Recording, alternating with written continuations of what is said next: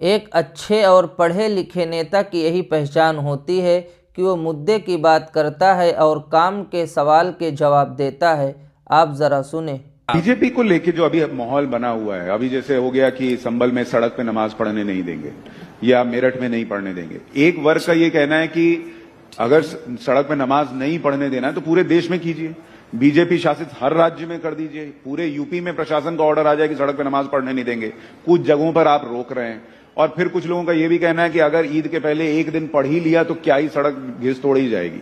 आपका इस पर आपकी राय क्या है? क्योंकि पटना में मुझे याद है, आपको भी पता है, वहां पे सड़क पे नमाज तो होती है। भाई मुझे लगता है सब फालतू की बातें हैं, इस पे चर्चा भी नहीं करनी चाहिए, कोई मतलब नहीं बनता इन सारी बातों का। आज देश में बड़े बड़े विषय हैं जिसको लेकर हम लोग को चर्चा करनी चाहिए। और दिक्कत ये होती है कि जब हम लोग ऐसी बेमानी बातों के ऊपर जब हम लोग चर्चा करने लगते हैं बिना मतलब, इससे समाज में, देश में एक तनाव का वातावरण बनता है, एक असहमति का वातावरण बनता है। बिना मतलब के संप्रदाय, अलग अलग लोगों के बीच में टकरारें पैदा होती हैं, कोई मतलब नहीं है। जिसको जो जैसे करना है इतने वर्षों से करते आए हैं ना, करते रहेंगे। पर आज जब बड़े एजेंडे हैं, आज देख लीजिए, अगर ये सारी बातें नहीं हो रही होती तो संभवतः आप मुझसे पूछते कि आपने as a food processing minister इतने महीनों में क्या किया।